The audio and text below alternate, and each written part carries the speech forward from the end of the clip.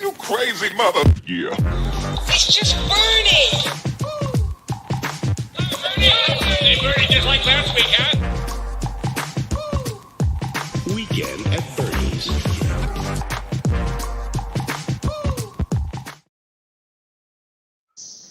Hello. Welcome, everybody. This is a emergency broadcast. Joining with us, David Stig Hansen, currently detained, trying to get on his way to the Eye of the Sahara, the Rishat structure. And apparently they changed the laws on you just in January on how to enter Mauritania from the previous 3 times that you've been there before, and now they've taken your passport and you've been held in the airport for over 24 hours, is it? Yeah, we're getting it 34 hours right about now. I just want to show you 2, and then the other one. This is not my current passport. This is a previous passport, and the current passport has been taken away. I'm with my traveling partner, and he also got his passport taken away. That is the previous landing, we should say arrival visas. And I checked for that. I did do a live stream earlier. Somebody said they found where it said that the arrival visas are no longer acceptable. But then I've also heard that some countries can do it. I do want to say, first of all, I love the Mauritanian people, the culture here. It's so beautiful. I'm a desert person. That's why I keep coming back. I'm not afraid to come back here later too. But I also want to mention that this is not a criticism of the government or the royalty here. It's just a glitch in the law as far as I'm concerned. Right? And you were mentioning too, and this is the first thing that came to my mind with the fact that the laws changed January 5th, one day before, January 6th, and then January 20th, where Trump got in, and then it's like it's put the whole world politics up into the air. And then as an American now, you're traveling and then trying to enter into a country like last minute, like you had in the past. I guess it would kind of seem maybe suspicious to them, but you also weren't aware that they changed their policies, where you were saying when you're speaking with some of the Russian YouTubers and people that you also traveled to Mauritania that also have gone out to the Rishat and are exploring it, that it seems like for them, they still have that possibility potentially, and it's the American aspect that's changed it for you. Yeah, the main reason why I said it, it's not, like I said, it's not to criticize the government. It's actually to point out that other people, this can happen to you if you don't know. So yes, another thing I should say is that this was announced long before Trump was even elected. It was like back in August. And so I don't think that may or may not, I don't know. But what I would say is that, yes, my mistake was that I assumed that the regular arrival visa was still in effect. And I knew about the e-visa. And as you mentioned, the Russian group said that they had done the e-visa. And that's when I learned they had done the e-visa there. The e-visa is basically you get on the internet and you do everything online. The reason why I thought it was an option, a beneficial option, was because for one, the main thing, it's what you did the last 3 times that you entered the country, right? In 2022 and 2023. I knew about it. And so what I think, I always thought it was going to benefit the speed. So the previous times, one time it was pretty quick, but I'm always first off the plane. Another time I wasn't, and I got to the end of the line and I ended up standing there for an hour, and I thought it was an option to bypass that line. You had a QR code, you scan it, and then you have to pay when you arrive. So it's like there's no risk in doing it online. But yes, now it's mandatory online, and that's why you've been detained. You have to do it online, and you have to do it 72 hours in advance. In fact, if we're still here in the next 24 hours, it may be because, let me tell you the story. We got off the plane. Yeah, as I exited the plane, the first person said, "Where's your online visa?" And I said, "No, I don't have that. I want to do," well, that's when everything started to become a problem. And even though I wasn't like detained right then and there, I mean, you're still inside, so this you are detained in a way, but no official like take your passport thing was because I already knew where to go. And I'm like, no, we want to go over here. And I went over there. I even gave him my money. And the money was handed back to me and said, no, you have to do it online. And so, like I said, for a short amount of time, I thought we were going to be able to get it done.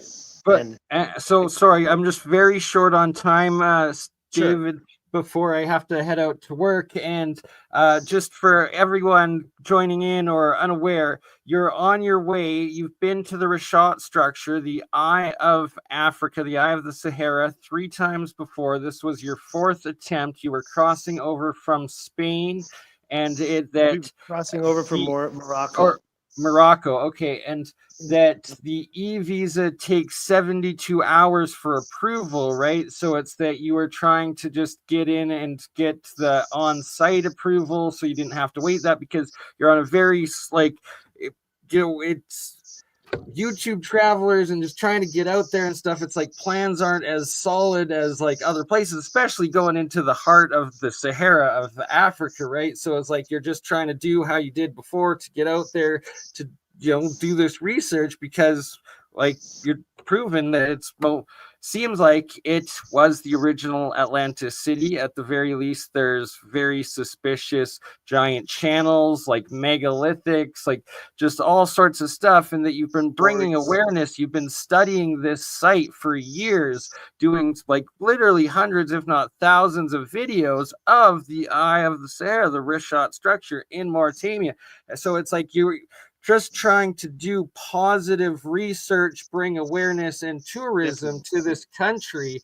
And that now you've just been caught up in this issue, but you're in a time crunch because you're trying to get out to the Eye of Africa while you're still there. And you also have a second spot that you've identified that you call the Giant's Quarry that you also want to go investigate on this trip out, which you've since found from Google beforehand. And that, right, it's like there's just so much to do, and this just a big setback that hopefully within 24 hours they're just detaining you for the 72 that it takes for that e-visa to go through. The worst case scenario. I thought we were going to be able to expedite it, but like I said, we weren't able to enter in the right date on the website. They told us we had to do it right away. So again, I could have made a mistake when that happened, but I had no other choice because I was trying to complete an online goal. The only thing that may have been a mistake is the airline letting us get on the plane in the first place. The airline is supposed to stop you if you don't have the right documents. I knew that from my time in Taiwan, that you needed to have an entry. Well, if you, as an American, you can come into Taiwan for 30 days, or now it's 90, as long as you have a leaving ticket. And I did everything I thought was right. And so when we arrived, the airline should have recognized that we didn't have the appropriate visa information, and they should have stopped us from getting on. And that was Mauritania Airlines, and they should know the rules the best. But unfortunately, that didn't happen. It was honestly the website itself. We checked it. I checked it a long time ago. I was gonna do but we didn't buy the ticket till the last minute. We're going one way on this trip, and so I didn't have 72 hours before we were going to arrive. So I just felt that the best decision was to do the arrival visa. Even if we had done the application, it never said on the website that we had to mandatorily do the e-option. The website gave the selection. You have a 30-day choice, a 90-day, 60-day, a year. And so, of course, we chose a 30-day.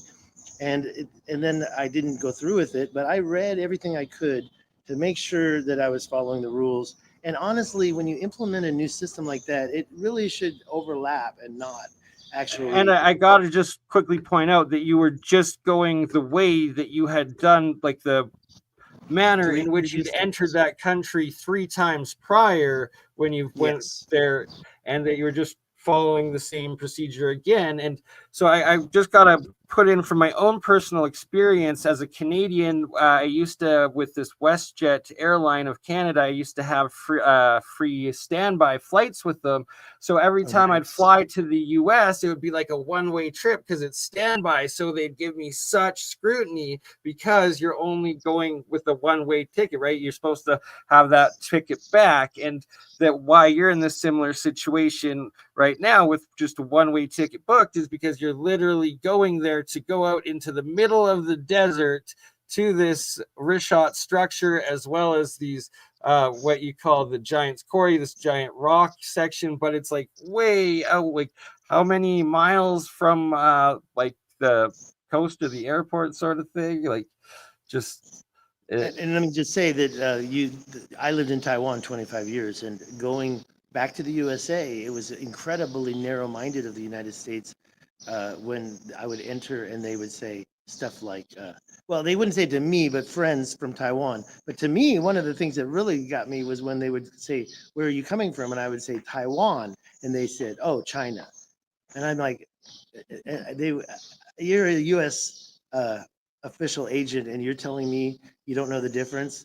That I think has changed. However, friends of mine coming from Taiwan, if they don't have the exit, they would literally stop them from coming in, sometimes send them home.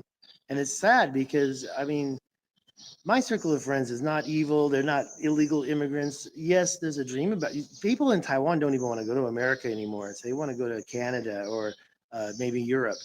And it was a surprise when the same thing happened to me in a different way here when I came in. And yeah, I take responsibility for not understanding the law when I entered. However, the website's in Arabic and I speak English, and everything in English didn't mention anything about mandatory E. And like I said, it wouldn't have mattered because we wouldn't have had the time to go through that. I guess you use an email and then they send it to you in that email. And we still haven't gotten the QR code, if that's what it is. You come in and you have a printed QR code in your hand, or there's a QR code in your pocket, and sorry, on your phone. And then you show that to the person. And literally, if I wanted to be a bad guy, I could have chosen any QR code and shown it to the guy, but I didn't know. There's zero nefarious intent. And I also just have to quickly point out that another possible reason why they've detained you like this is there's a lot of controversy with these troublesome IRL streamers that go into other countries just to cause trouble, like this ridiculous one guy in South Korea and whatnot. And it's like, this is the exact opposite. You're literally on the inverse side of the spectrum, where you're a respectful returning tourist, as well as like researcher, investigator, that's literally trying to put together groups of more people to go back with you and keep coming back to this anomaly, this mystery that on ancient maps is literally called Atlantis, and the Richot structure perfectly matching Plato's ringed description of the main city capital of Atlantis. And don't forget the mouth. That's what's driving you, right? Yeah, of course, the mouth of the Richot structure has a 50-mile long canal through the southern Drawer Mountains, pointing right at it. And an artifact was found there. Nothing like you could pick up and put in your pocket and steal, but something so big, I think I've shown you, that it deserves some attention. And I would think that it would be really good for the tourism here. And I know a lot of people that want to take the tour.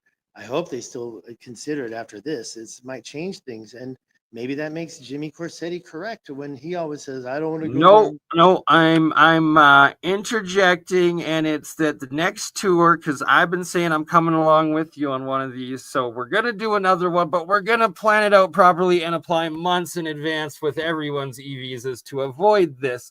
But it's that the authorities in Mauritania need to just check out your YouTube channel and see all of like the positive research videos you've done on bringing awareness of like their beautiful land that is this enigma of ancient something, right? That, you're just trying to, just like there's tourism in Egypt, just like there's tourism in Jordan with Petra, Egypt, the Giza, right? You're just trying to do the same sort of thing for Mauritania in Mauritania. Yeah, take a look at the $20. It's not dollars. It's sorry, I forget how to pronounce it. It's very difficult. Ogia. 20 Ogia note. See what's on there. It's a Obviously, Rishon it's structure. recognizable, but unfortunately, a lot of people here don't even know what that is. And I'm not talking about just the folks on the street. So I do want to encourage more knowledge to be known about this place, even within the country. And that's why ever since we arrived in the airport, people are so kind in Mauritania and helping us. And I've got a couple of handlers outside trying to help us, and very kind Wait, people. no, so Different. handler could be the wrong word. More like Sherpas, people that like are helping you travel I heard that that you've word been before. with before, right? Like Yeah, you you're say right, a guys. handler, that Well, sounds no, I'm like talking about people who are a directly spook. talking on our behalf and reaching out on our behalf. A fixer is another word, but I think that that's a little bit. I wouldn't want to hear Locals that I'm that a fixer. locals that you're get involved with Yes. for the tour that you were booked for to go out there in the first place that are now trying to help you to get you through the process. Yeah, And coordinator is a great word. Coordinators, and these are people I've known for a few years now and traveled with inside the country. We were going to travel together, and they're so disappointed that I didn't make it inside, and regretful that this small glitch has created such a well, big problem. hopefully we're all praying for you and that it hopefully will work out that within 24 hours from Thanks. now you're going to be calling me from your satellite phone from the Rishot Well, structure that was the and they plan, let wasn't you it? through, right? I spent $200 to get the It thing still is related. the plan. It still I is can't, the it plan. still We is the plan. just we're Re- lobbying the Mauritanian authorities to We understand are. that it was a simple mistake. You love the country. We all love the country. We're trying to bring more tourism, more awareness, share the beauty of it, document it, and that we promise when I join David the next time we come, we will definitely all have our e-visas much ahead of time. Hey, and Oh, maybe I'll sorry. even And get so we're this. running out of time, but quickly, Dave, can you hold up to the camera your previous passport that you have with you of that shows the 3 stamp times you've already been there and Sure. that it was this original process that didn't require the e-visa that you thought you were doing this time, thus why you didn't have it and why this whole fiasco has tragically happened. And I don't want to hold it too close, but while I grab the one page that has that, I don't want to hold it too close for personal information. For But sure. Do yeah, not dox yourself these are as well, two of out course. of three. And the next one, 2022, I went twice. In 2024, I went once. And those visas were arrival visas. I was just going to say, if you want to learn everything we've talked about, that is the website. That's my personal website, but my YouTube is davidstighansen.com/ my middle name /@stig. And you'll never find a video where I talk bad about what the government here and what we found here, or if it's being suppressed. The point I was trying to make with the note is that people just don't know. And if anything, maybe that's one reason why people don't want people to know about certain things. And I understand that, but so far, every trip and other YouTubers have gone, and I meet people all the time that have gone. Even in this airport, I've met people who have gone there, and there's several tours set up.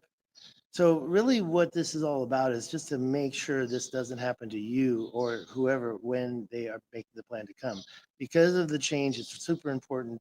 And finding the link's tough, but it's super important to do the visa 72 hours in advance for all the people on the tour, and make sure the date of arrival is before that visa or on that date for sure. And I That have is up my chance. Thank your you. YouTube channel right now with the link. And for the lovely Mauritanian authorities that will hopefully let you through, if they see this, this is all of your positive, your whole content on your channel is just positive research on their beautiful land and investigating into it and your previous trips there, right? Like, Plato said that the mountains to the north they weren't talking about those that are around. He was talking about the Atlas Mountains, AKA the Atlantis Mountains. What is that, an ad? Yeah, unfortunately, I also am getting commercials here on the YouTube because a lot of things don't click. You can't be a premium member, no commercials here. The other thing I was going to say is that Morocco is Atlantis. I believe that the twin of Atlas received that part. And yes, the Tamanrasset Paleo River separated the two brothers' kingdoms. The concentric circles that you're looking at right there, those are in Mauritania. And yeah, you can see those cut throughs. I know you're showing those right now. Every city has one of those circles. There's more than one circle in Sahara Desert. You can find, this is quite prominent, but you can find these types of circles everywhere. In today's city layout. Yeah, even in the layouts inside the city, the city itself has circles, and not necessarily this city, but when you go throughout all the ancient towns, Madrid for sure, we were just there. Also, don't forget Cadiz, they have the circles, not in the roads, but actually in kind of under their water. They also have in Morocco, I saw some circles. There's lots of road outlet laying. Circles are definitely sacred geometry. And usually it's the city center right in the middle. So I think that this is not just a myth. And you're showing you're showing the Piri Reef map. If you follow, you can see how clear that coast is and where the Tamanrasset led from that specific point where we already know that was where the actual river exited the continent. Following that up, you see those two circles right there. And yes, there's a bird in the middle of it, but I think that's for illustrative purposes. But the two circles could be, number one, the Rishat structure. And then the second one is the second set of circles I showed you right there. You got it. And those circles are, if you connect the two centers, they're perfectly aligned with the ancient equator that connects Giza and Easter Island. That's where I wanted to go. That picture, I don't necessarily think I could have made it there unless that's the mound. I can't see. But yeah, this is your Giants playground area. This was the second area you're hoping to make it to on this trip, and hopefully they're able to let you through, and hopefully people donate and it all works out and you're still able to get to this site, this trip, and at least to the Rishat. I'm sorry, David, and your traveling companion. I have to run to work. Okay, we'll see you later. I think somebody's trying to talk to us. So let's hang up and I'll talk to you later. Maybe this is our passports now. We're praying it is. Keep us updated. Okay. God bless you both. Safe travels, and hopefully we get a satellite call from you from the Rishat structure within 24 hours. I'll talk to you soon. Bye-bye. Much love. Thank you all. God bless, and safe travels for David Stig Hansen. And we pray that they let him through and he's able to make it. Wishing you all You crazy mother. Yeah. It's just